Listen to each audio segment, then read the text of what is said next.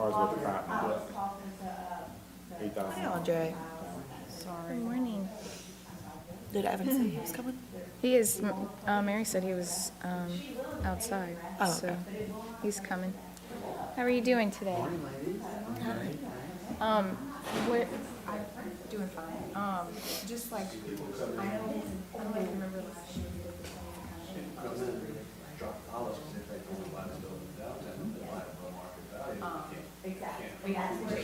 You can give me this journal because I'm going to.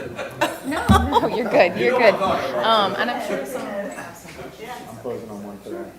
It's always good to get it. What's a high level? Which I'm gonna, I have to be going, so I She's mean, good. She's good. Yeah, she had her twins. Yeah. She's doing good. It's been a minute since we talked to her, but we saw her a couple weeks ago. She came by the office. So. alright, we're about ready? Yeah, we're ready. Yeah. Alright, call the meeting order. Today's Friday, March 20th, 9 a.m., Hammond City Council Chambers. If you can get a verification of meeting notice, please. Yes, it was posted here at our office and online 24 hours in advance. Alright, roll call. John Exnicius, Here. Mary Gito, Here. Todd DeLon, Kayla Morgan, Here. Ryan Oliphant, Here. Evan Singer. Okay. Alright, do we have any amendments to the agenda to discuss? No, we do not. Okay, let's look over the minutes from February.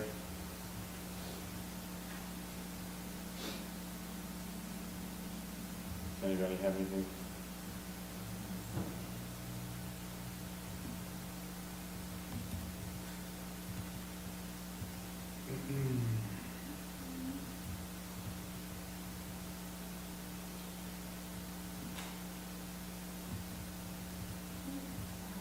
Motion to approve the amendments, approve the agenda, consent agenda as submitted.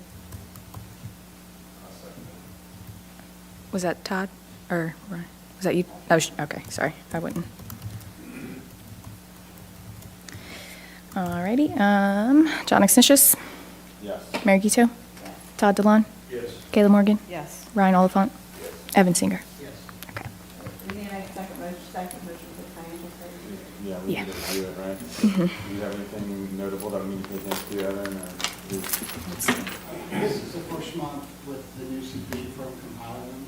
I think all the same format, a agreed for The same, affordable price. same as what David Daniel was doing, so. Yeah, once again, there's a, just for everybody's awareness, there's a, our financials are tied to the city. And so there's this weird, we're not a standalone entity, which makes reporting kind of weird, just so everyone's aware of it.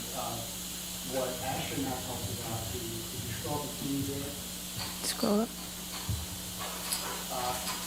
you'll see the different columns, you have the general fund and the loan fund. That's money that the USDA gave to the DDD to lend out to businesses within our footprint. We have $511,000 that we could lend out. Under the note receivable section, those are small individual loans that we, that over the years the bank has made to businesses here. These are really advantageous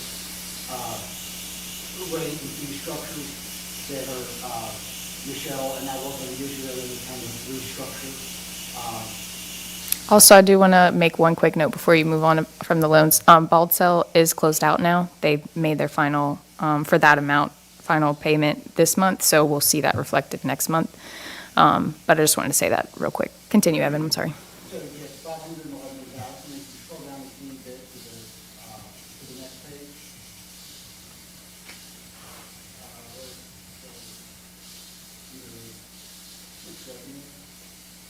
Interest earnings, here's the top, Yeah. $952.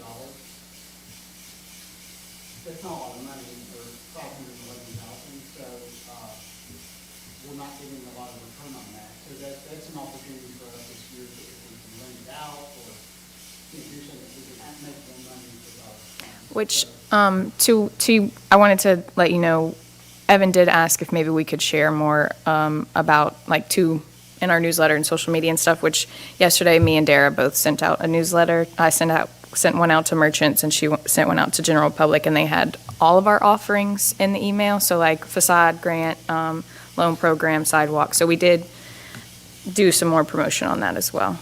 Perhaps you email, you said? Yeah. And we can try to work in like a social media post about it too. Ample room to be able to. Yeah, I do think that's a good idea, like, awareness. May not even know. And is it stating exactly what the limits are and stuff? Like, is it- The packet does. It didn't say it in the email itself, but we linked all the packets individually to like in a button. So if they wanted to, if they were interested. I wonder if like just a more, like, did you know that you could get up to this at 11, like something that's Yeah. like more catchy? And we can do that in the social media post, might be a little bit, but yeah. That's all I have, just wanted to share that. Yeah, everything is pretty standard with this financial statement from what I looked at, so. I just wanted to make that note about vault cell closing. Anything else on here, Evan, to point out? No. I'll make a motion that we approve the February 2026 financial statement. Okay.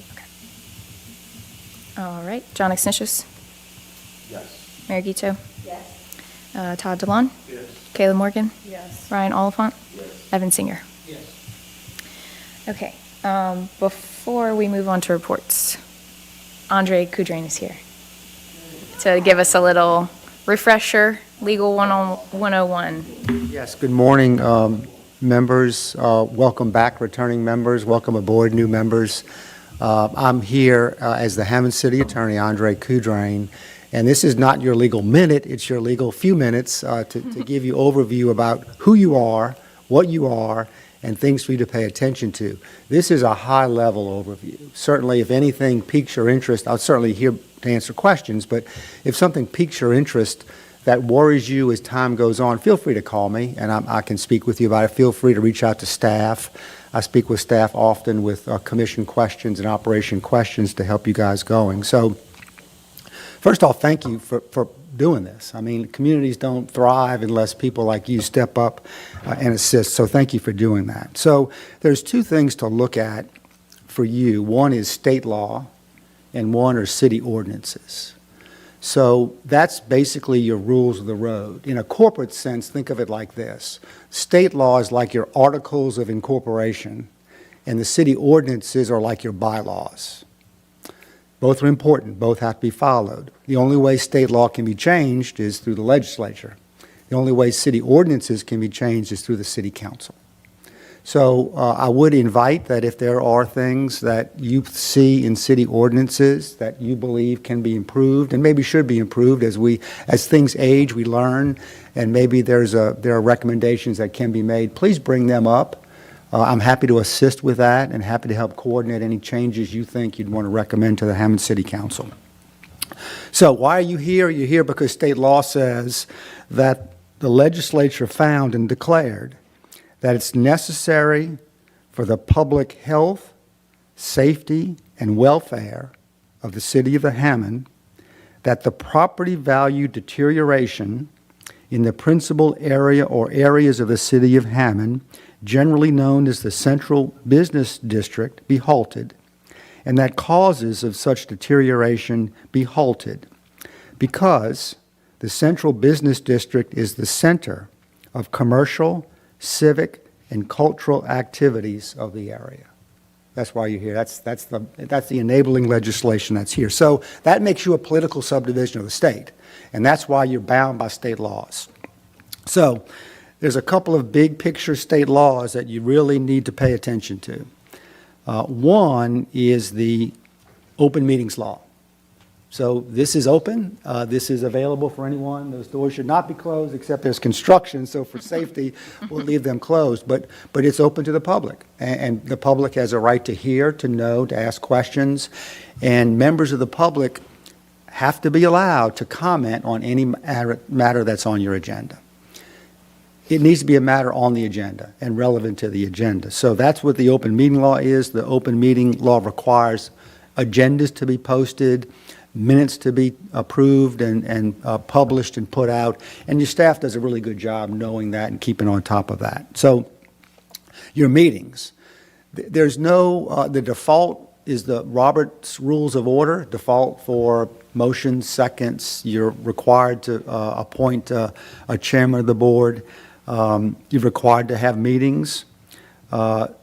You're required to have what's called a voice vote. Sometimes it's traditionally a roll call vote, or all in favor, please say aye. I don't like that. That's okay, but it's important that your vote be recorded. So the open meetings law, again, agenda requirements, requirements that the public be allowed to speak. Executive sessions. There's such a thing in the world called executive sessions where you basically meet in private. That is not favored.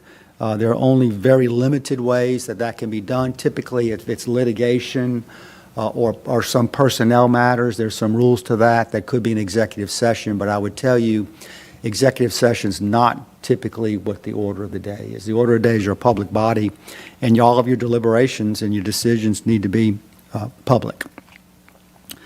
The other thing to pay attention to, public records, okay? The stuff you do, the things you have dealing with the business of the DDD is a public record. The old word, right? If you don't want your mama to see it, don't do it. So now, that doesn't mean your cell phone, your personal cell phone is going to be confiscated and scoured. What it does mean is to pay attention that what you put in an email, in a text message, in any written form, dealing with the business of the Downtown Development District is a public record and must be produced in response to a public records request. City of Hammond has one person, pretty much all she does is public records requests. If you can imagine how much the city is inundated with public records requests. So if, particularly if there's a hot button something or other, or even if it's a low button something or other, or somebody wants to say, they want to find out what's communications, from Todd DeLawn to the staff dealing with the grants program for downtown Hammond. Produce it. That is a public record. Can I ask something on that? Does that also apply to committee members? Yes. Well, okay, so I will tell you, a committee member, if it's a committee that is formed by a vote of this body, that committee is a public body. So its members are subject, if it is a document that is concerns the business of the DDD, it's public record. It is a public record. Do we vote on the committees, or we just appoint the committees? Well, if you appoint them, you're voting on it. Yeah, I mean, we've all said these people can be on the events committee. We did that at one of our meetings about 4 months ago. So that's been a hot topic that No we've question. brought up. Yeah. Yes. So again, I'm happy as those groups are appointed or they first meet, because folks just generally aren't aware. I mean, if you're a volunteer and you're trying to help and come to things and do stuff, but there are consequences. Once you step into that public arena, you're a public official. You're a public body, and the public has a right to know because the Constitution and the legislature says they have a right to know. So that is something to pay attention to. I'm not telling you to be secret, but what I'm saying is be mindful that anything that's in writing, a document related to the business of the DDD is a public record and can be discovered and must be disclosed in response to a public records request. The other big picture thing to think about is the ethical considerations for the board. Now, you should be required to take an ethics training or pass an ethics board. You've got to do that. Be sure you do that, because you're going to have a fine if you don't, and it just doesn't look good. Like, I did it. What do I do with my certificate when I get it? Keep it. Just keep it? Yeah, so if somebody says, hey, have you ever, I would submit it to the office.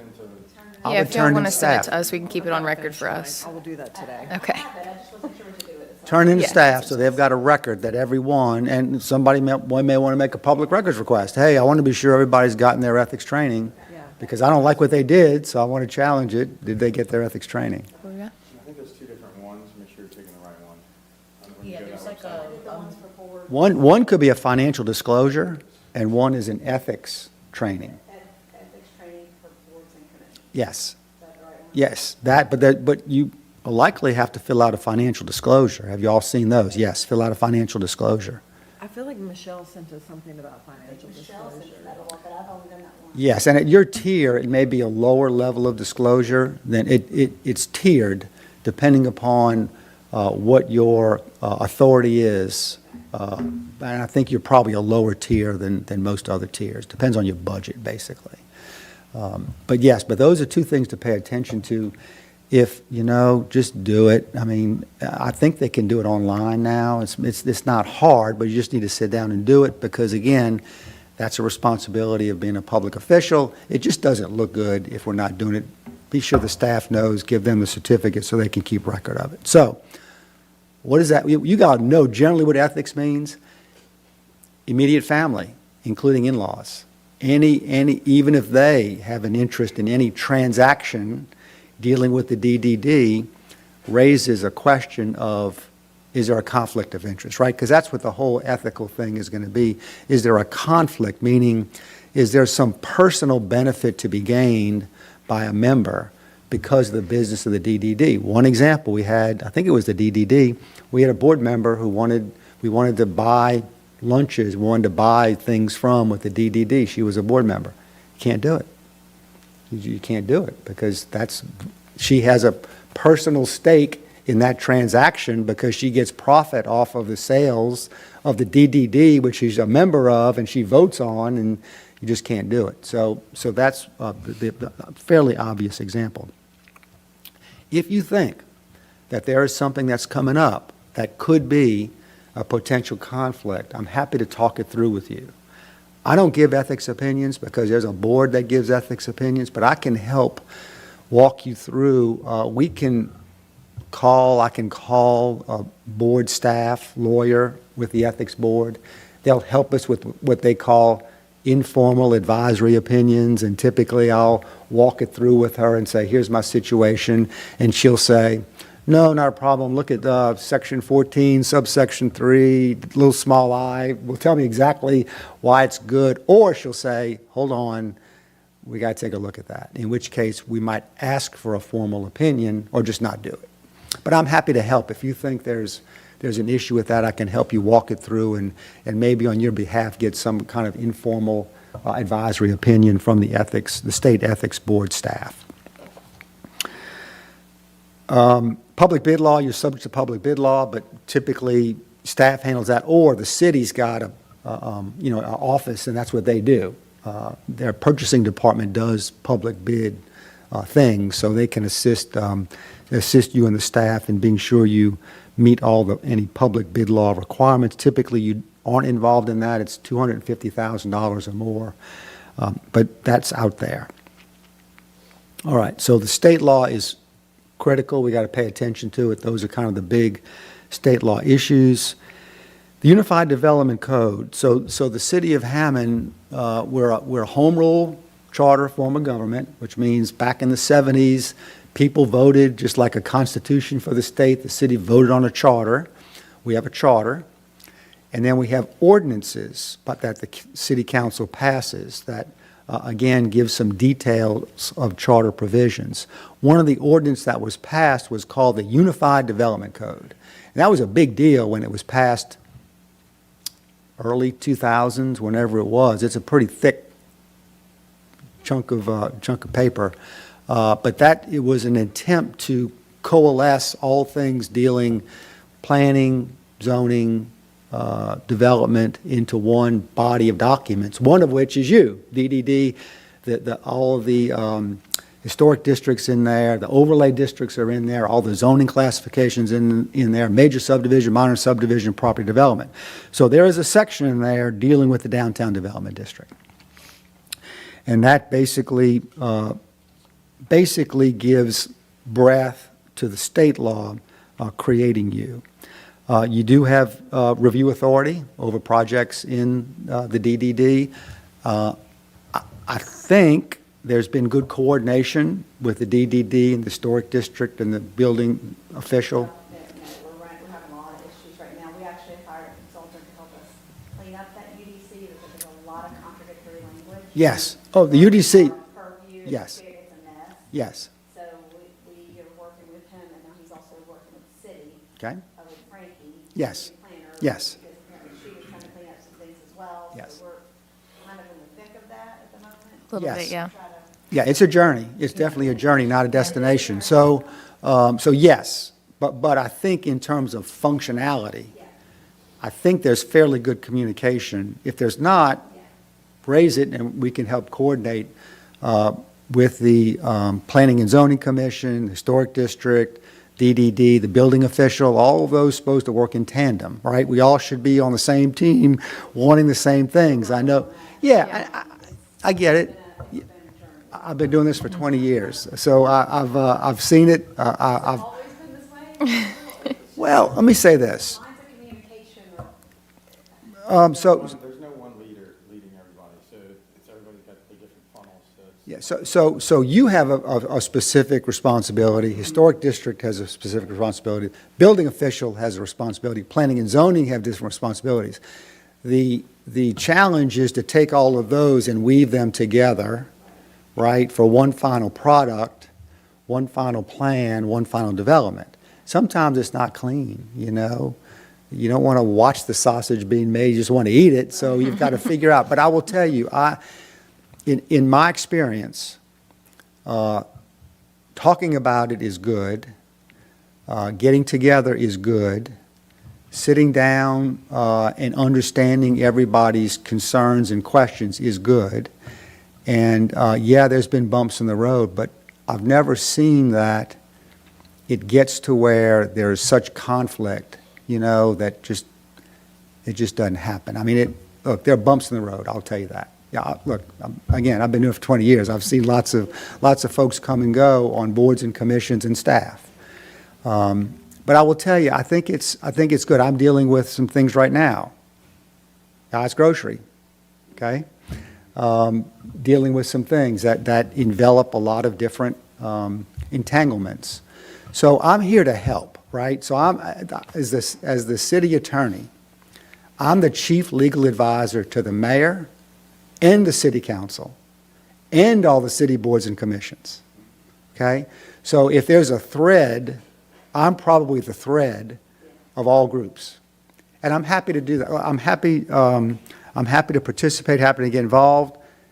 The blessing is I know most everybody, and I can talk with most everybody, and I can sit down with everybody, and we just get together and work it through. And that's what I encourage. Meetings at my office. Let's don't swap emails. Let's meet at the office. Let's sit down and get over it. So yes, thank you for your efforts to clean that up. I know Frankie's been working diligently. If you want to change something in the UDC, it's got to first go to Planning and Zoning. They have to make a recommendation. They don't have to approve it. They just have to make a recommendation. Their recommendation could be don't do it, and the council could still do it. But I haven't seen that. They've made some amendments. So anyway, thank you for that. I'm happy to assist. At some point, that's going to have to be put in an ordinance form. There are particular forms for ordinances. I do that. I can help with that to get that so the format's correct. That's my prepared, sort of somewhat prepared overview of those things that I think are important to you. I'm happy to answer any questions now or the questions you think about in the parking lot, you know, as you're driving away. Just call me and happy to go over it. Question is, if you meet with a group of people like that, are you required to record that information? So what you're talking about, yeah, that's a good point, Todd. So it's a quorum, right? So under the public meetings law, any quorum of any group must be noticed, must be posted, you must take minutes. The groups I meet with typically are one or two representatives and staff of each group, which would not be a quorum. And so that would not violate the open meetings law. So if the four people, you all meet and you all say, hey, let's go over to Red, White, and Brew. I hear they got some good stuff over there. Let's go. Todd will get us a table. Let's talk about these applications. Don't do it. That's a meeting. Can we not just get together if we're not meeting and discussing, can we not just go to lunch if we're not discussing DEP business? Or is that? What, can you go to lunch and not discuss business? Not discuss community business? Certainly, Okay. certainly. You run afoul when it's organized. Okay, public records request. Send me all emails, from Mary dealing with meeting at Red, White, and Brew, 5 o'clock on Wednesday. Well, now we produce all the emails, and now they see, okay, here's email exchange, everybody, and you met. That's where you get into tough stuff. Look, we're out at social events. We all may be at the same social event. That's not a public meeting of your group. You're not there for the purpose of discussing business. You may have some comment about here or there. That's not a violation of open meetings law. I have another question too. I had Michelle looking into this, and I don't know how deep it went, but, all of us that are on this board we're connected and have businesses in downtown. Part of the reason, we're allowed to even be on the board, but we offer a loan program that's beneficial. Are we able to take part in that as a loan? So you'd have to disclose it. So that's the tricky part about that is you would have to have an advantage over other people that don't have the same opportunity to get the loan. So It's the same standard for everybody, then. you should disclose it. It should be disclosed, should be put on the right, and you should not vote on it, not participate in discussion. Contrast that to the lady we want to buy breakfast from, because we didn't bid that, we just picked her. We gave her an advantage because we like her and she's on the board. Let's give her some business. You can't do that. Compared to everybody has a chance to do that. That's how I thought about it, but I give it the loan because we're actually going to still pay for it, but what about it for a grant, for like the facade grant? So the question's going to be, how does your application, how do you compare with the rest of, is it something that's available to everyone in the entire city? Is it an objective-based criteria that's used? Do you have to meet certain qualifications to do it? Do you meet the qualifications? If you're in that spot, I'm happy to talk with you about it, but that has not been an issue so long as you're not getting some unfair advantage and it's available to everyone. It's got to be available to everyone. Yeah, that has come up. And we've walked through it and stepped through it and got it. This is kind of a minor question, but if we're doing things with our committees, because we have committee meetings, we're doing ours every 3 months, but some have a monthly. Are we allowed to buy them snacks or dinner, or how does that work? Like, can it not be another committee member's business? Because a lot of the committee members are downtown businesses. So you've got a couple of things. One is it de minimis? Depends on the cost. Okay. Spending for $100 steak is too much. There's actually, in that ethics thing, they actually give a certain amount. Yes. $35. Yeah, there's thresholds, de minimis, of what would be a normal expected. But if it's a meeting, and if you're attending a meeting during noontime to facilitate the meeting, it's okay for the DDD to pay for meals, so long as it's not a $100 steak, Well, you're there. Well, That was another thing. the rule is, Yeah. yeah, so could you take yours to go? So what that's avoiding is the lobbyists who show up at Ruth's Chris Steakhouse, and they go around the room and pick up everybody's check, all the legislators' check, and pay for it. And the legislator never sits down at the table and shares the meal. That's the classic example, and that's why it's there. Excuse me, I'm losing my voice. Is there a thing with alcohol? Like, I know with some, like with companies, like you can't, there's a minimum or alcohol cannot be involved. Is So there? here's the question. Why do you need alcohol? Exactly, okay. So that's the question. There's nothing inherently wrong, trust me, with alcohol. I know it. But the question becomes, is it necessary? And that's the whole point. Is it necessary to conduct the business of the DDD to have, if you have a lunch meeting, I think it's certainly appropriate. A breakfast meeting, it would be appropriate with de minimis amounts. I think what you maybe, John, what I'm thinking about, there's something of what maybe you can charge or something. Yeah, there's some threshold amount. But as long as it's reasonable, right, then it's okay. If it's reasonably necessary to conduct your business. Alcohol there's been AG opinions. They say, why do you need to have alcohol? Right. That's the hard thing that you've got to hurdle. I just tell you, just don't do it. Yeah. Just, Okay.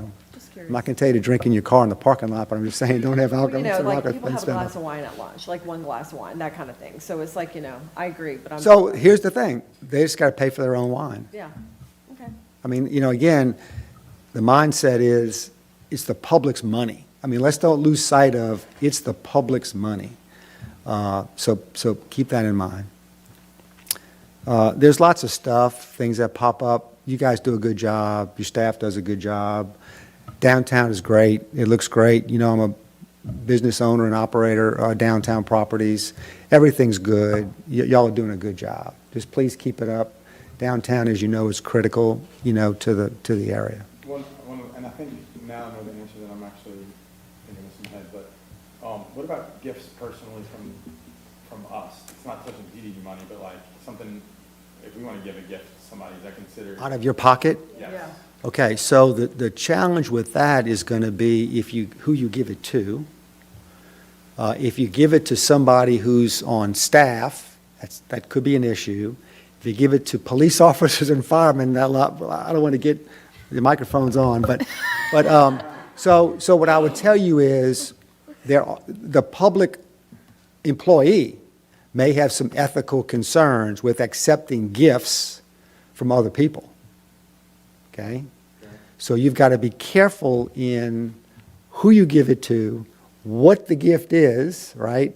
If it's a $10 gift card, but so I would tell you, let's talk about that. Let's see what you want to do. And, well, I mean, the other thing is, what's the reason for the gift? Is it a gift of appreciation, or did something happen in this person's life that makes sense to where you want to give a gift, right? If you want to give something to a GoFundMe, Or, you have Yeah. a personal relationship at some point when you work with Babies people. being born. it's very, very, look, I will tell you, or grandchildren born, yeah, I get it. So if it's somewhat fact intensive.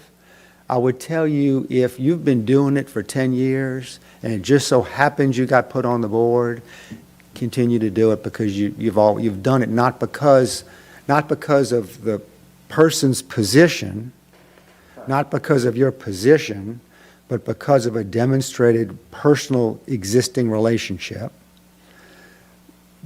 Is there an event? Is it from your pocket? There could be some thought of what's an expectation if it's a pure gift.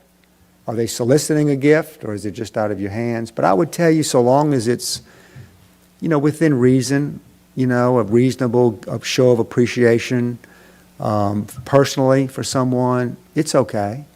It's okay. If you have a question, call me up. We'll talk about it, think it through. It's as lawyers say, it's fact intensive. Yeah. I can't give you a one-line, bright Not a line. gray area for you guys to make some money, huh? Look, it's the lawyer's job security protocol for all of these things that come up. But it's not easy. Being a lawyer is like your job. It's a journey, not a destination. And they change the laws on us, too. So again, guys, I'm happy to assist, happy to do what I can to help you do your good work. Call me up. Well, we appreciate What you need. everything that you do. Sure. Yes, thank you, And Andre. if we have committee meetings coming up, can Ashley or Derek get in touch with you if you're Yes. able to come? Yes. just to- Yes. I think it's important. So, for the so community. yeah, so here's if you can imagine as being the chief legal advisor to all the city boards and commissions, and the mayor, and the city council, my calendar's stretched. If I were to make an attempt to go to every time everybody meets, I am certainly very, very willing. If there's like a hot button something or something going on, give me a heads up, get me on, be sure I know what the agenda item is, we'll talk it through, and I will attend. It's probably good for me to go to some of these, at least one of these meetings with this group to kind of talk through them and kind of give them the, And a I sense was of what that wondering, is. Some of those just bullet point items that are coming from you, that if we just have those, and maybe at the beginning of the year with the committees, just kind of go through those bullets. Which we have some, And say, hey, we got. in the board we got, handbooks. Yes, we yeah, run- they've got a good, the state resources do a good job, I find. Oftentimes, the legislative auditor, at the Attorney General's office, they'll post, every year, give summaries of things and try to help the Louisiana Municipal Association. Your trade group organization has a group to help, but I'm happy to do it. Oftentimes, it's easier in person with a give and take than try to swap emails, swap text messages. It's often Do easy. you have to be the one to do it, or can Ashley remind them, like in our next meeting, remind them of all the kind of board of ethics type stuff, like social media, commenting about the DDD, public, That already should be somewhere available. I can make this, I've got some written things that I can share with staff. That's what I was wondering. But again, the question I think becomes, that's perfect, yeah, just a reminder, because we've had some challenges with that. Other committee members stirring the pot, just making things worse with situations. It's not even, I don't think on purpose, it's just they use They just- their own personal thing as their own way to, and it just But happens it's to still overlap. not great reflection upon the organization in general. They're Yeah, serving on the committee, and then they're saying things that are derogatory towards the mission of the community. yeah. well, you can, of course, remove them from the committee is the obvious step. Not, it's a little touchy, but Well, it can even be the wives and husbands of the people on the committee that are connected. I mean, we have that. influencers, as I call them, Yeah. yes. Yeah, so you can't control it all, but if we can do a gentle reminder of saying. Just, yeah, I think it's a reminder thing, and it's. It's a reality check. It's a reality check. Once they realize the stuff they do can be scrutinized and available for public inspection, you post things on social media, It's there forever. yeah, it's there forever and it's discoverable and people can get it even though you try to wipe it and try to clean it. If it's there, it's there. And that's, that's more of an operational than a legal. It could certainly have legal implications if it's a lawsuit. Because I'll just tell you, the first thing we do, this guy sued my client, check out their social media. Check out all their Facebook posts, all their Twitter, all their Instagram, all those accounts. It's good for when you're trying to hire, too. Yeah. Yes. Find out some things. Yes. All right. Y'all good? Thank you. Thank you. Thanks, guys. Appreciate it. I'm happy to help. Thank you. That'd be perfect. It's a little raw, but Yeah, use it as you want. perfect. Thank you so much. It's a public record. Yeah, All right, guys. thank you, Andre. All right, on to reports. Let's have the staff report. Yes, I'll do mine quickly. I completed the self-assessment. Our Main Street self-assessment was done on the 9th. It was accepted by Louisiana Main Street on the 11th, and we have achieved accredited status. And we got really good feedback from Ray and Amanda, so. We also did an annual report that was for 2025, that was completed on the 6th, so that's done. Todd, I'm kind of stealing your update for residential a little bit, but I did order the street signs for replacement. I'm still waiting on them to send me an invoice. I'm going to follow up with Steve Bingle next week about that. And then we have a preservation conference next week. We also have we're working with Heather to co-host a reception for that at Eclipse, so y'all are all invited. I can send y'all like an invite once things are worked out, but there might be some cost for that as far as like food is concerned, but I think one of the things we were talking about was cash bar for people. If they want alcohol, they have to pay for it themselves, but we might be able to provide some food. I was hoping to have, next Thursday night. It's after the walking tour, so I believe we set a start time of 6:30, yeah. If there is a cost, I can let y'all know. It probably won't be very much, and we would be splitting it with the Historic District Commission, so, but I'll keep you updated on that. I was hoping to hear back from her yesterday about it, but I don't know if she just got busy or if she didn't hear back from the people at Eclipse, so we'll see. I already told y'all this, but Balsall loan was closed out, and I'm working on getting our records current with city records on loan stuff, because one thing that came up with Balsall was our records were off on where they were on their payments, and it was just because our records have changed hands many times over the years. So I have to go back and make sure everything is right. So I'm doing that, working on that. And then obviously we've been working with Tripwise still on getting the stuff ready for the operations manual. They actually gave us kind of like a draft of it already, so we're working with them continually on that. So, and that's all I got. Okay, so for content events for February, if you guys want to see our top 5 for I think it's the exact same for Instagram too. So Mariners, Black History Month, the dog-friendly business. People really like dogs, is what I have heard. People really like dogs. John, your house did great. The Changey Lifestyle winners. So that is for Facebook. Here are the metrics for Facebook. Yeah, and then let's check out Instagram, Mariners, dog-friendly businesses, legacy businesses, and once again, John's house, Black History Month, and metrics for Instagram. And then we did actually run an ad in February for that March 6th Hammond Live. So you'll see that, and you'll also see that for this month's when we meet again. MailChimp, things are looking about the same. Kayla had said that the open rate is looking pretty good, and we just sent another newsletter yesterday. And then we'll check out the website, and I'll let you know what is currently trending on that website last month. Farmers Market and Cape Street. And then Hammond Parade, I guess people trying to see the Mardi Gras Parade. Yep. Kroger Omega. And then Tangy Lifestyles, once again, job openings. I sent an email yesterday to downtown businesses asking them to actually update that job opening list and get that a bit more current. Which we did get 2 We did? job emails, yeah. And then Express OMV just stays on there. Those are the searches, and that is pretty much it. You guys have access to this, so if you guys want to do a deep dive, you are always welcome to check out. And then during our historic commission board retreat, we did kind of talk about possibly us, the historic commission doing a better job of maybe giving you some content, kind of like you did about the house. To maybe periodically be able to do something cool, a cool That would be place about nice. the history of Hammond. Yeah. So if we can kind of like give you that on a plate, on a silver platter, to where you I'd just love that. have the information and then you can post it. We So- especially love it if it's about an existing business too. Mhm. Like the So board building, incorporate it. let's talk about some Yeah. of that, yeah. Yeah, that's because people, Yeah. I will tell you, people love before and after. Yeah. Mhm. They Love do. it. They also love the history posts. Yeah, Yeah.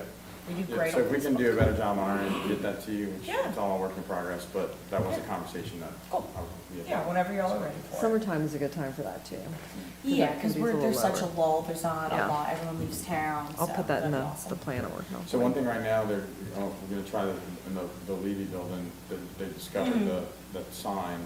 is- They went back and found like their original cool picture and know the color of it. and Oh, nice. So they're gonna actually, the city's gonna restore that back on that building. That would be a fun. Oh, wait, why, you're talking about on the back of it? Yeah. Yeah. Me and Heather were talking cool. about that, yeah. They found out Yeah. that, red, they can tell the colors. Yeah. The building was once actually painted white, but it looks from the pictures, so they're gonna Like, bring it back. I think it'd be really cool too, and I don't know if you guys have this, the different decades. Like, there is a building that I think was a J.C. Penney's at some point when I was like growing up, because I remember the escalator going up and it was in the middle of town, so.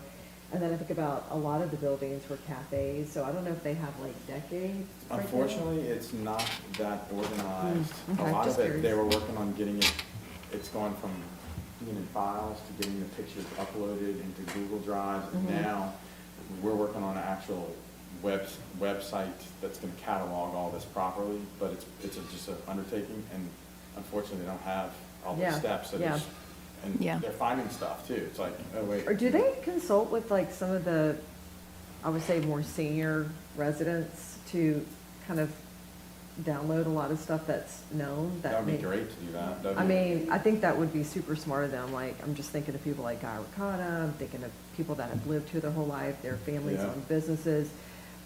Carly's dad is a good one because Yeah. they've owned different businesses, so, Phil Daigle, like, yeah, I mean, I could give you all lists, but. Yeah, that could be a fun, something to do, is actually hold interviews or something about Yeah. downtown, or that could be a fun. And And we could I will maybe- say you can also, I don't know what Heather has in manpower, but if there's an opportunity to get interns or connect with the history department at Southeastern, there are students who would be interested in doing stuff like that. I mean, she could hold a public meeting and invite people to that, you know, Jeffrey Smith would show up, and I'm just thinking, like, tons of people would be really into it. They would be excited to share the stories, because that information is held in all these different places, and some of these people are getting older, and like, you know, Yeah. Just like when your mom has to follow recipes in a cookbook, you gotta get that done. That has to happen. And the Center for Southeast Louisiana Studies has some like tools to be able to do oral history stuff. They've done it in the past, so. Yeah. Mhm. Yeah, I mean, you could, yeah, preserve it, which would be great. I think that'd be a great intern project. Mhm. Grad students would love something to work on like that. For the center, they have grads, like GAs that work for them, and they can take on projects and stuff, but they also will like charge a small fee to be able to do it for like a certain, depending on how long it takes them, like a research fee or something like that, but it's definitely worth reaching out to see. So just throwing that out there. All right, up next, we have, marketing committee. Kayla, what you got? So we finished the brochure. We're very excited about that. That was a huge project. It took Yes. Dara, Ashley, me, some of my committee members. We had meetings, we went through it, and we finally got it in really good shape. So those should be in She next said by the week? 23rd. Yeah, 23rd. Yeah. And then we're going to give you 70 of them, Mary, to give to Michael Holly to take to his Louisiana Board of Yes. Directors situation. We had a conversation about that. So we'll start feeding him information, a little tidbits to these other communities that want to come into Hammond. So we'll get those, and then Ashley will have them for her event for the Preservation Conference, yeah. And then after that, those will be used for Tangi tourism. I mean, we kind of started with we did 1,000, right? Yeah. Yeah, and just because I didn't want to, before we did a whole lot more, but I feel like as some of those businesses changed, like we had to take some people off, and then we had to add people in, so it's never going to be perfect, but it looks great, so. Yeah. And I think once we have them in hand and we have once we dole out for the conference and stuff, we can kind of come up with some numbers to give to maybe like the hotels down Yeah. there and stuff like that as well, Yeah, so. we'll get a game plan together. We'll put that in the marketing plan, which I'm still working on, but it is unfortunately last on my list, but it's getting done. All right. Design committee? So we had a productive meeting. We are still working, so Bill Dawson and Associates gave us a draft of the UDC revisions. It's so much legalese and verbiage, which is why we hired a consultant. And so then Ashley actually sent us, Michelle had sent us a redacted version of just the areas that were applied to us, but it's literally like page 7, page 500, like none of it, we didn't know where it fell. So Ashley sent us the full version, which is about 400 Very, pages. very thick, yeah. So we can go through the draft and refer back and see what it is they're recommending, and we're all just on our own time trying to go through that. So that's a process. But Steve Bill also is in communication with Frankie, who's the city planner, because as we found out, we're working on revisions, and then she's working on separate revisions, and nobody's talking to each other. So that doesn't make a lot of sense. So he's trying to be kind of the bridge to make sure it's all aligned. So that's in process. We are working with Tom Sorius, designed the pavilion. Apparently there's lighting issues and a lot of drainage issues. So he's presented to our committee some options for lighting, what the cost is. The city would pay for it, but he's basically presenting these things that would fix the issues that are going on with it. So it's all kind of under investigation at the moment. And then I think we're going to talk about it later, but the infrastructure master plan, that's in process as well. We should have a draft for that on April 1st. So we're hoping once we get that, we want them to come present it. I do have it as an agenda item on the April agenda. I don't know if they'll be able to Yeah, well, I make it, have a but, note to follow up with them, so Okay. we'll follow up with them today. okay. And hopefully we'll have a draft of that. I know they've been working on it. They've been walking downtown, assessing the lighting, the landscaping, the sidewalks, the intersections, all of that. So we're just working through that. And then still working on coordinating with the Historic District Commission as this, It's on we're going to the, vote on that as a new business. Mhm. As we voted last time, Mike Holly is on the Historic District Commission. He's now a member of our committee. He was not able to make our last month's meeting, but we're just hoping that'll bridge the communication gap and help information flow a little better. So we're just rocking and rolling. All of that. All right, next up we got events. Ryan? Yeah, so the last meeting we had with the committee, we talked a lot about the Hot August event. A few different things between sponsorships, the layout, and openers.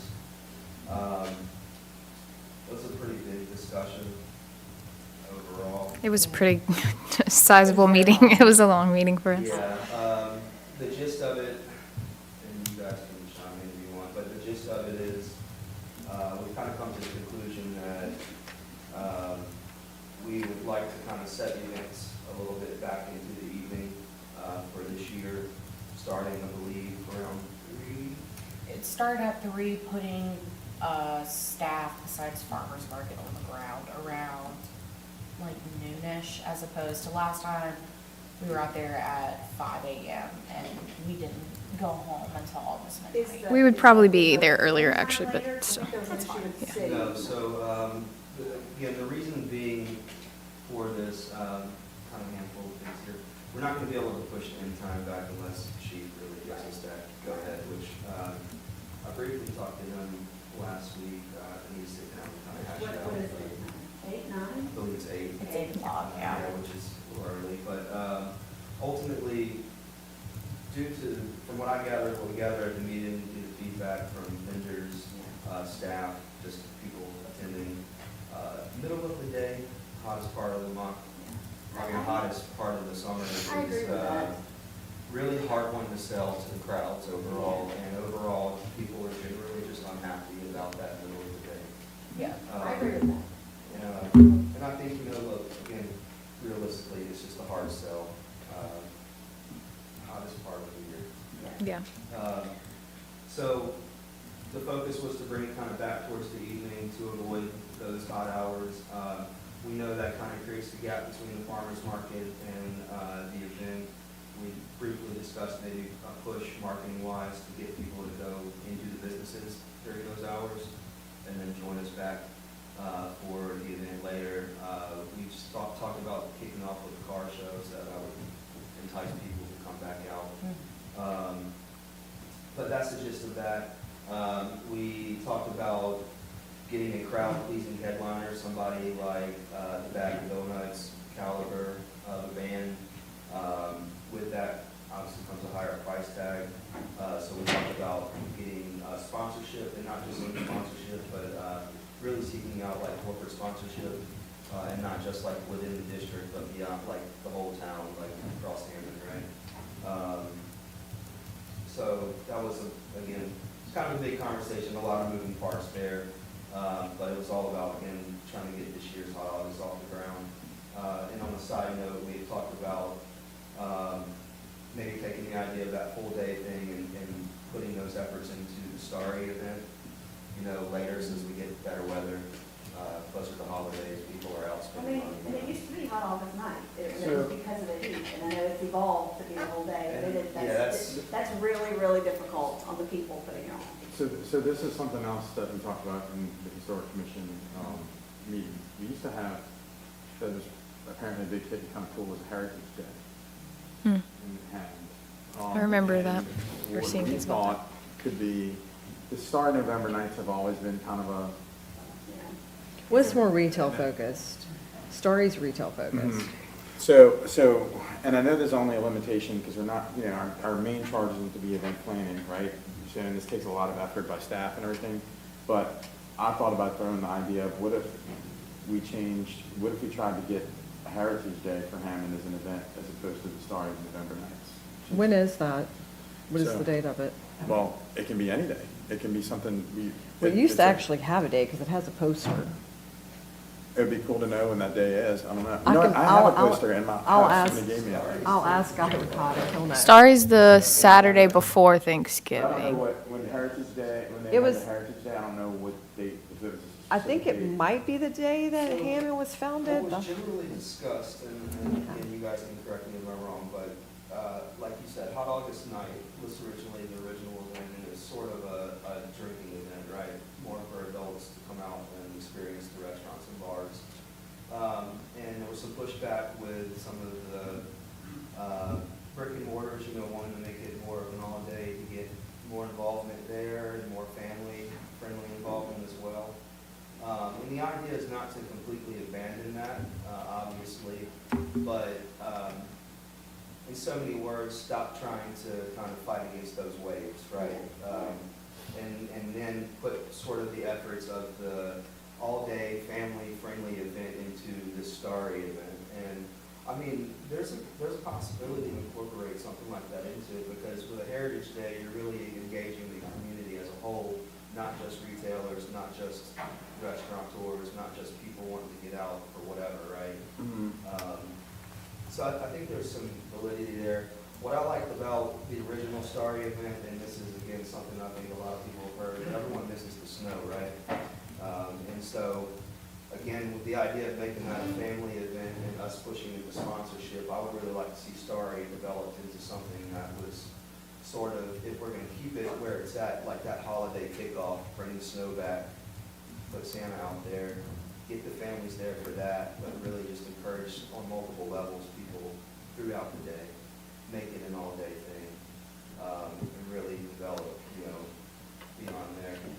I love the idea of Heritage, but I don't think it should take the place of Starry. I think Starry should be what it is, because it's set up for retailers and it's an all-day thing. There was a lot of confusion last year, though. Like, it really started earlier in the day, and a lot of people thought it started later in the day, like myself, because that's what it used to kind of be. So I think that just needs to be mapped out a little bit cleaner and clearer. It takes time for people to get used to. Yeah, but I think Heritage, I want to say Heritage Day was either the spring or the summer. It used to be. So I have a poster somewhere in my house. so I'm gonna I just follow it. asked somebody who'll know. So I think it's the day, like Hammond was I found. was really suggesting for this Heritage yet to really focus on the weather.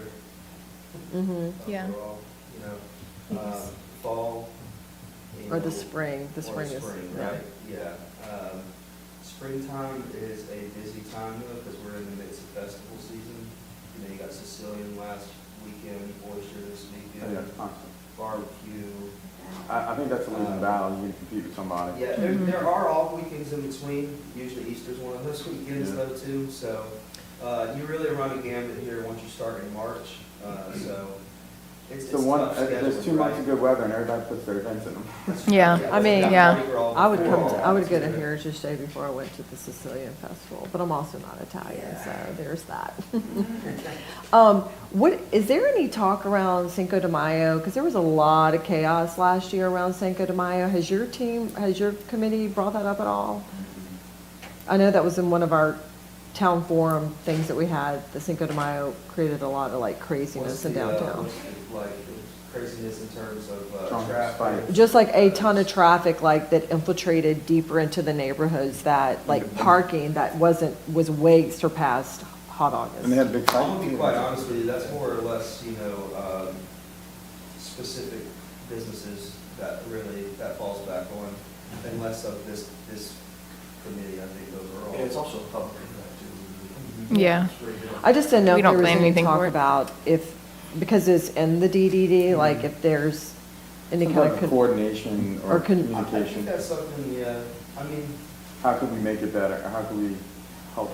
I think with that, we would want to probably tiptoe lightly in terms of like just the liability we take on with. like, Yeah. Yeah, I don't know if we necessarily want to get involved in, I'm not saying we want to get involved with it, but I think it'd be great for you to have some other restaurateurs on your committee, Yeah, because restaurants sponsor a lot of events. true, yeah. Wouldn't be a bad idea. Okay. Is that it? Anything else? Yeah, I think that was pretty much the gist of everything for this. Okay.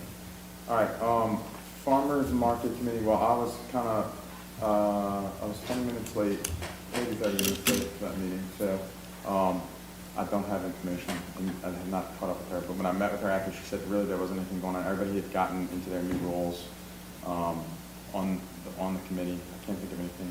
How did the relocation to the railroad park work temporarily? That's good. they were, yeah, and a select few vendors were very happy about it, and a little bit like, see how nice it is over I would also here. like to say that a good handful of those people were Directly. committee members and voted to be in the pavilion. So. But also, they are also the people who are directly in Railroad Park, not in the parking With mall. Springfest so. tomorrow, where is that portion going to be? Is it going to be in Railroad Park? Pavilion. No, it's back It'll in be the in the pavilion. pavilion with the other vendors? We only moved it because there was Yeah, if we're an Urban event. Railroad Park is because someone booked the pavilion before we had the ability to. Okay. So next week when the barbecue, is Losing that- Barbecue will be where it was last year. Okay. Yeah, they're not doing it at the Grass. pavilion.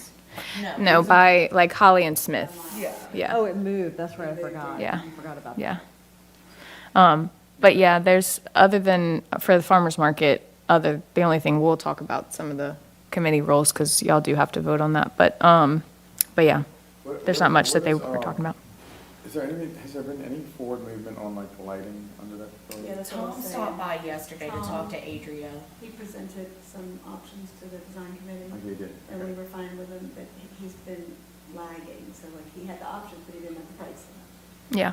Same thing on the drainage, he had 3 options, but he didn't have pricing, so we He narrowed stopped down and by. said, check these 2 options and get pricing on it. Yeah. He stopped by Wednesday and he City, talked to we Adria don't about have a lighting and city draining. meeting, they don't, and I think it was just a miss on the design, which didn't do anything.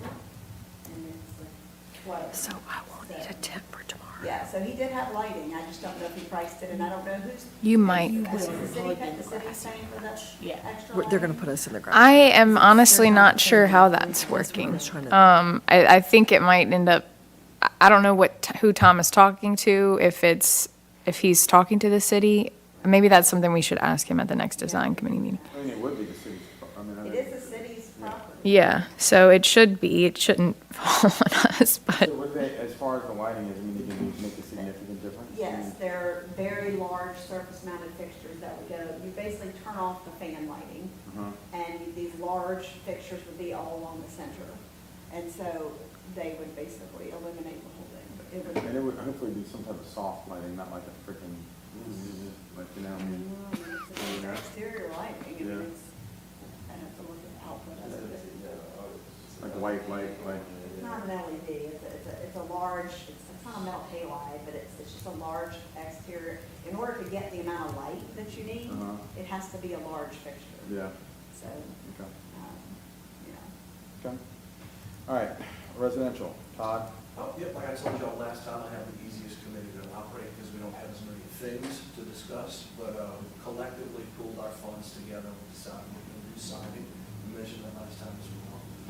Street siding first, wayward siding second, and Ashley has spearheaded both of Yeah. those projects. I'm quite grateful because of time constraints. yeah. Ordered, right? I mean, Yeah, the signs, street signs, like I said, are ordered, so we're good there, I just have to keep up with Steve and see, and they'll get, once they get done, I'll make sure they get delivered to the streets department, because we'll have to coordinate with them to get them actually put up.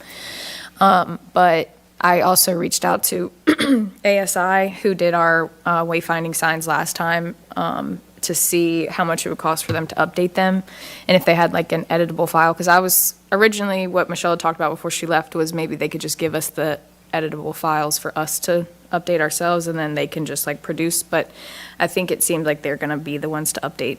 And the cost wasn't too high, I'd have to pull up the thing, but we'll discuss it at the next residential committee meeting, so. A long time, I'm just glad to finally get into Yeah. They won't send that, they've never sent editable files that I'm. Yeah, I figured, once she emailed me back, In a timely manner.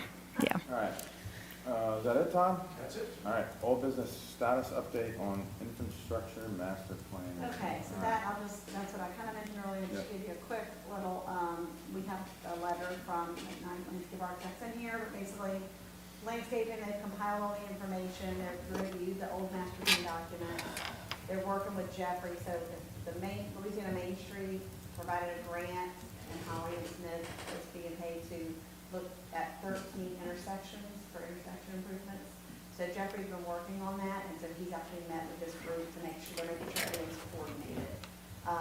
Roy Dufresh had some sketches for parking lot designs, they've coordinated that with him as well. They've been here several times. Again, Civil, they've generated a base map drawing of the area. They got the GIS-based data for all storm drainage systems. They got existing drawings for sanitary sewer, potable water systems, and now they're assembling everything into one large base plan.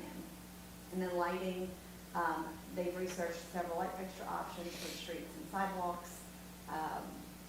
They started preliminary lighting calculations to check all the fixture performance and the spacing that they're gonna recommend. And then they've done a daytime walk and they've done a nighttime walk. So they can assess, what areas are in need of better lighting and how all that's functioning, as well as, some need street lighting and some, a lot of these have apartments upstairs. You don't want lighting that's going to shine into people's living areas, but you need to be able to light the street. What are you lighting? So they're looking at all that. So it's underway. Like I said, I'm going to follow up with them on the status, but I think April 1st, they're supposed to have a draft to us. With the lighting, Yeah. maybe make sure that they're not putting in those purple lights like Albertson has. Absolutely will not be Yeah, this. it's a defective fire, Chinese manufactured LEDs that people keep putting in across this country. Yeah. It bothers me so much. It will not be this. We have the electrical engineer is very, very good, and we are watching everything. He's probably one of the best, so Yeah. it'll be good lights, yes. And I've noticed it for like the last few years, and I travel a lot in my construction business, so I see it everywhere, and I just noticed that Albertsons did it. It's like. What happens, they turn purple? Yeah, so it's a defective light that's manufactured in China somewhere, that once it gets too hot or wet in some kind of way, it malfunctions and starts to show either blue or purple. Interesting. Yeah, and they're everywhere. In China. We'll make sure we don't have to. Yeah. All right. Next up, new business, discussion of fiscal year 27, Yes. budget draft review and timeline. Yes. So, this is, Michelle has put this budget together. She sent it to me and Evan. She did this last month. So everything, after reviewing it myself, everything seems like pretty much normal to what we did last year. Obviously, our salaries are all in there, and you can see each tab at the bottom as well. She's allocated stuff for all of our contract services that we have, and everything else. Let's see, advertising and branding, 40,000 is what she has for the proposed budget. Events is more than it was last time, I think, or no, it's less than it was last time, but the breakdown is in a separate spreadsheet, so it all makes sense. I was making sure she was like keeping certain things in mind, and it seems she was. So it's pretty straightforward at this time as far as like everything's going on. If y'all notice anything in reviewing it, y'all do have access to this through the agenda email. So if y'all want to come back to it and review any of it, and have any questions, let me know.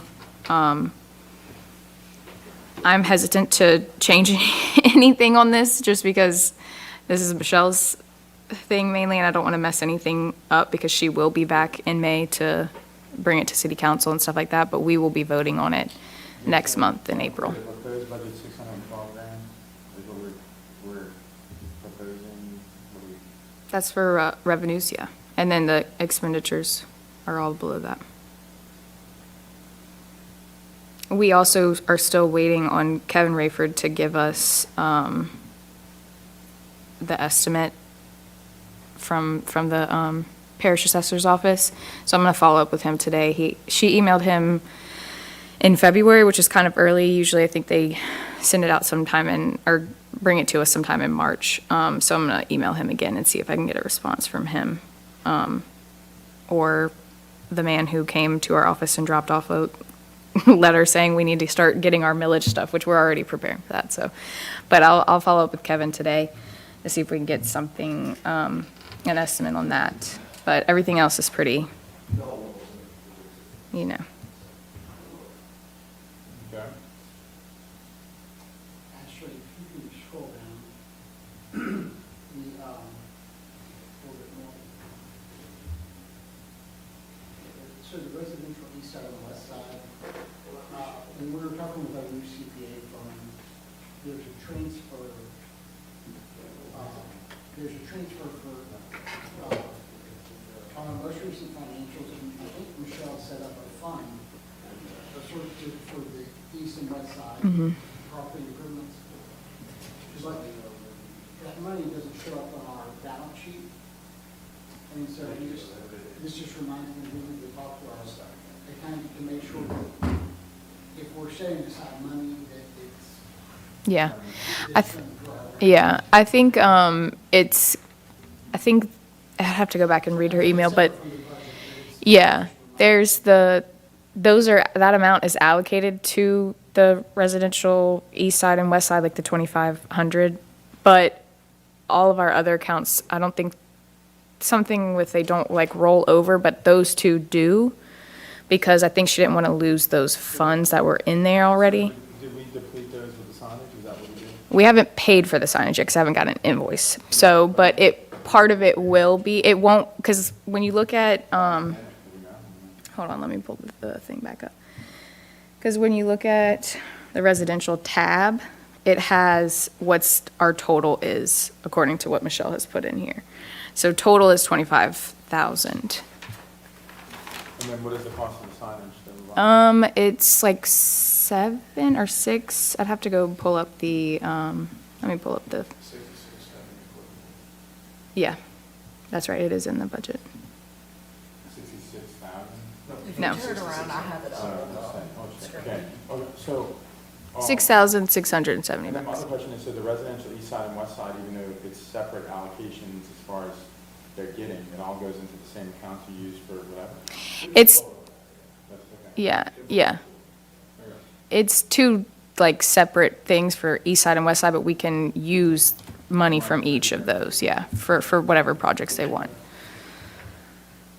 All right, anything else on that? No. All right, next.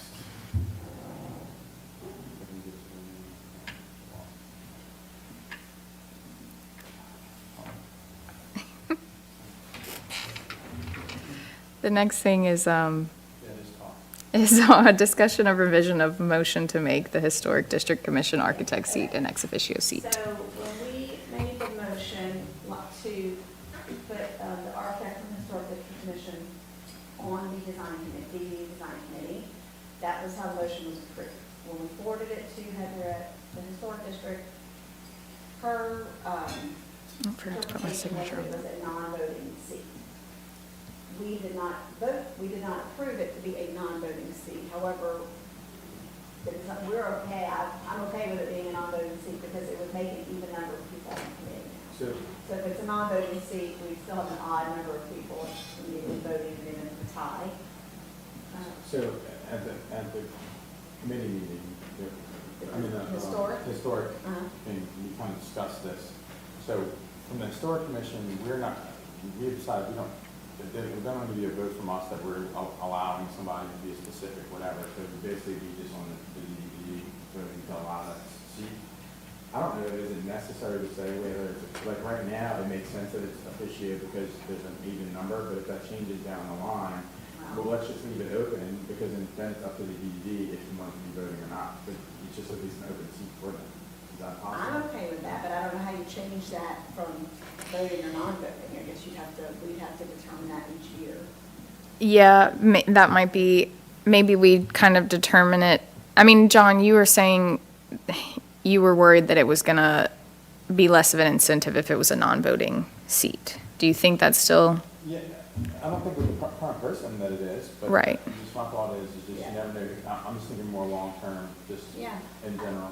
I was always okay with it being a voting seat. It's just that Heather said she thought it should be non-voting. Well, So we were yeah, trying to. but I thought that came from Michelle. But- No. it came from Heather. And my thing with it is like we would have an even number and we would either have to add another seat just in case that ever the even number became an issue, or they would become an ex Well, the officio committee- member. Okay, so the committee, when the committee is, the committee, whenever they're selected, the DVD just votes them, right? Correct. So I just think at that time, the DVD says, we vote this person as an officio, we vote this person as that's when those votes would happen, right? I mean, Yeah, I guess we could. Yeah, because what you're gonna run into is you're gonna have, maybe one year you have So a trouble I think finding next somebody. year our committee needs to be small. I think we need to have we need to ask one less person to be a member of our committee. and just So we have do that, have an even, Yeah. an odd number with the Yeah. historic district person on it. yeah. So yeah, that would solve it. And then, Yeah. and then if not, when you go to the vote for this community energy stand, voting this is an official. Okay. I, I think it's done. I think for now, we'll do, because y'all voted as the committee to recommend here to make it an ex officio seat. So we can do that now, and then when it comes, And we'll go to that. Oh, the at design. the design committee, yes. Yes, okay. Obviously, Well, that was a recommendation, right? Recommendation. that's what I'm saying. For this particular person. And then the next, if that becomes an issue, like if somebody else is new and not Michael as the architect seat, You know, onboarded as an ex officio. then we can, like John is saying, if we want to make that Should we go a ahead voting and member. make a motion now to state that? But before you do that, can I ask a question? Yeah. Did we already take a vote last time that overall we were going to allow this position? Is that already We done? already voted to make that person, make the architect and the historic district commission a member of the DPD design committee. Okay, Period. okay, so We this didn't say is, anything, so that would mean they were a member of right, the gotcha. committee. Okay, so now this one is we're voting for Michael Holly to be that. I think we're gonna say, You can do it that, to be more specific to like a person, since that's what, you know, yeah. So your motion will now be Michael Holly specific as an ex officio member. Yeah. okay, so I'd like to make a motion that Michael Holly be an ex officio member of the DPD design review committee as he is representing the historic district commission architect seat. Yeah, And a second. okay.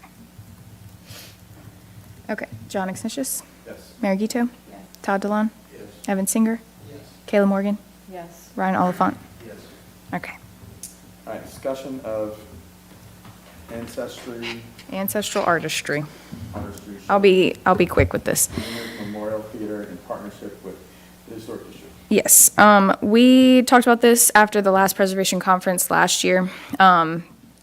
The Louisiana Architecture Foundation produces these films, and they charge a fee for you to be able to show them in your own community. So it's a fee of $500. I did reach out to Nicole Dufour from the foundation, and they will only charge us $250 for a second showing if we want to do a second showing. We are going to be partnering with the Historic District on this. It'll be happening in September, towards the end of the month in September. We'd be splitting the costs. So it would be, if we do only one showing, it includes the rent for Reimers, and the charge for showing the one time. That would be a $312 split for the two of us. If we do two, it would be $500. So we would also charge ticket pricing. It would reimburse us for that as well, just a minimal fee. Pull up the other one. Is this the same thing that they did a talk on recently, or was that something different? I think that was something different. Because the other one was not what it was advertised to be. I heard it was very disappointing. Oh, yeah, no, this is, Ashley and I have both seen this documentary, Okay. and it's beautiful, honestly. it is. All four of us, Heather, the two of us, and Michelle watched it, and all of us cried. Yeah, So we all looked at each other. it was really nice. It was really great for like historic preservation and like the history behind all of that and the businesses in New Orleans and stuff like that that do it. Reimers is First Christian. right there. Yeah. So it's a smaller theater, but we figured it would still be good for something like this. They meet all the specs. I talked to Callie, who's now doing the renting for Reimers. So they're actually also giving us a discounted rental fee as well. So Also, you get to be in a historic place watching a Yeah. documentary about the history of so artisans. it'll be something that we do. And I just wanted to let y'all know. And if y'all feel the need to vote on it, although the cost isn't, if y'all want to, I mean, the cost is not super, we can vote to approve it if y'all are okay with it. I think it would be good to do that. I'll make a motion that we approve the splitting the cost with the Historic District Commission for the ancestral artistry showing at the Reimers. I think you should approve it for two, because there, you have options Okay, for there. 2 shows. Yeah. Okay. You want a second? I'll second. Okay. John Exnicius, Yes. Mary Gito, Yes. Todd DeLon, Yes. Evan Singer, Yes. Kayla Morgan, Yes. Ryan Oliphant. Yes. Okay. The next thing, sorry, John, I'm just gonna do this quickly. Evan reached out to us and had a very good point about, and we do need to update pictures for new board members. Ryan, you would be one that you would be getting pictures taken. Evan, we have an old picture of you from when you were on the board last time that I put on the website, but if you want to get an updated picture, of course, we can do that. We talked to, and also Adria as well, we need to get her a headshot. So Dusty Cooper, we've gone with Kaylee before, but we still can't pay Kaylee because she's not past her, you have to be 2 years out from your term. So I could reach out to her again, but I kind of feel bad doing that because we can't pay her. So she would just be doing it for free. So we reached out to Dusty Cooper. And he's through Antoine, so for all 6 of you to have new headshots, it would be $340, that's roughly $50 a person. But that's just for the 6 of you, so. And we have to do it. You don't have to. That's why this is a discussion, yeah. If you're fine with what you have on the website already or what we did last time, you don't have to take a picture. This is just an option, yeah. And when is this? It's a day? We haven't scheduled it, we just wanted to bring it up to you guys and see if y'all are good with that. If you want it, you Yeah. can get it. If you don't, You would like it? Okay.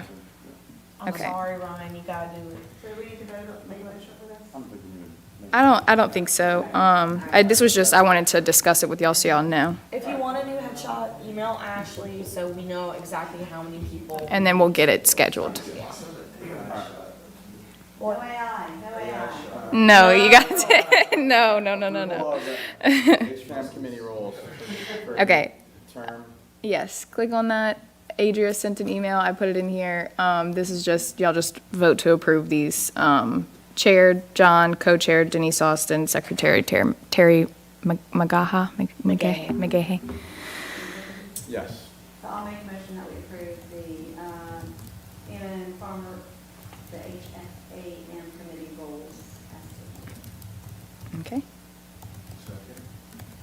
I don't know if I can approve myself. Yeah, so you just, but we have enough votes without you. So just recuse. Okay, John Exnicius, I refuse. Mary Guito, Yes. Todd DeLon, Yes. Evan Singer, Kayla Morgan, Yes. Ryan Oliphant. Okay, And what's the last thing? Getting back here. I got it. that's it. That was the last thing. All right, meeting adjourned. All in favor, say aye. Aye. All opposed? Hammond Heritage Day is May 1st. Okay,